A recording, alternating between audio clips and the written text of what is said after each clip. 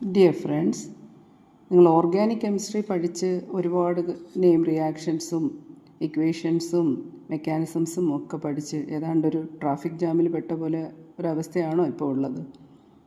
എങ്കിൽ നമുക്കൊന്ന് റിലാക്സ് ചെയ്യണം അല്ലേ?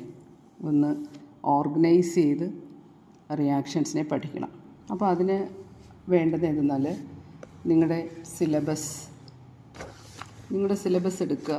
സിലബസിൽ നിങ്ങൾക്ക് ഓരോ മോഡ്യൂളിലും പഠിക്കേണ്ടുന്ന ഇമ്പോർട്ടൻ്റ് റിയാക്ഷൻസ്, ജനറലായിട്ടുള്ള കുറേ കാര്യങ്ങളുണ്ട്. പിന്നെ അത് കൂടാതെ കുറേ നെയിം റിയാക്ഷൻസ്, റിയേജൻസ്, റീഅറേഞ്ച്മെൻറ്റ്സ്, അങ്ങനെ കുറേ കാര്യങ്ങൾ പഠിക്കാനുണ്ട്. അതിനായി നിങ്ങൾ ചെയ്യേണ്ടത് ഇത്ര മാത്രം: നിങ്ങളുടെ സിലബസ് നന്നായിട്ട് പരിചയപ്പെടുക. സിലബസിൽ സ്പെസിഫിക്കായിട്ട് പറയുന്ന ഓരോ റിയാക്ഷൻസും ഒന്ന് നോട്ട് ചെയ്ത് വയ്ക്കുക. എന്നിട്ടത് ക്രമമായി അടുക്കി ഒരു മാലയിലെ മുത്തുകൾ പോലെ നിങ്ങൾക്ക് കോർത്ത് വയ്ക്കുക. അങ്ങനെ പല പല ഫോൾഡറുകൾ നിങ്ങൾ ക്രിയേറ്റ് ചെയ്യുക. ഓരോ ഫോൾഡറും എന്തിനെ സംബന്ധിക്കുന്നതാണ്, എന്താണ് അതിൽ പറയുന്നത് എന്ന രീതിയിൽ. ഓക്കെ, അപ്പോൾ അതിനുള്ള ഒരു ശ്രമമാണ് ഇന്ന് നമ്മൾ ചെയ്യുന്നത്. ഓക്കെ, അത് നമുക്ക് ആരംഭിക്കാം. നമ്മളെന്താ ചെയ്യുന്നത് വെച്ചാൽ, നിങ്ങളിൽ ഇതെല്ലാം പഠിച്ചു കഴിഞ്ഞ കുട്ടികളാണെങ്കിലും ഇത് നിങ്ങൾക്ക് പ്രയോജനം ചെയ്യും. ഇനി പഠിക്കാനുള്ളവരോ അല്ലെങ്കിൽ പഠിച്ചുകൊണ്ടിരിക്കുന്ന കുട്ടികളാണെങ്കിലും ഇത്തരത്തിൽ നമുക്കൊരു ചാർട്ട് പ്രിപ്പയർ ചെയ്യാം.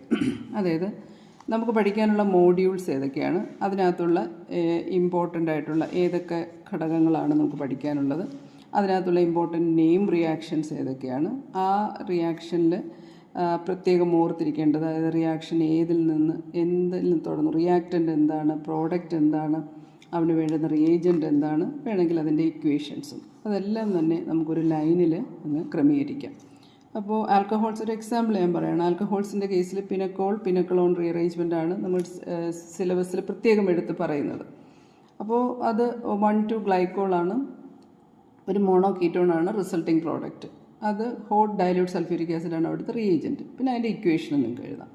അടുത്ത ഫിനോൾസിന് ഉള്ള reactions: Reimer Tiemann reaction, Kolbe's reaction, Liebermann's reaction, Lederer Manasse reaction for the preparation of condensation of phenol and formaldehyde to form bakelite. ഇങ്ങനെ റിയാക്ഷൻസ് ഉണ്ട്. പിന്നെ അതിനകത്ത് ഈതറിന് പ്ലേസൻ റീഅറേഞ്ച്മെൻറ്റ്.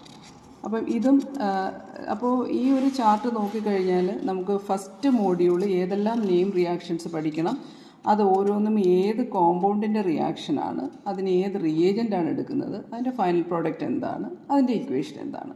ഇനി മെക്കാനിസം വേണമെങ്കിൽ അതിൻ്റെ മെക്കാനിസവും നമുക്ക് വേറെ എഴുതി പഠിക്കണം. അപ്പം നമുക്ക് ഏകദേശം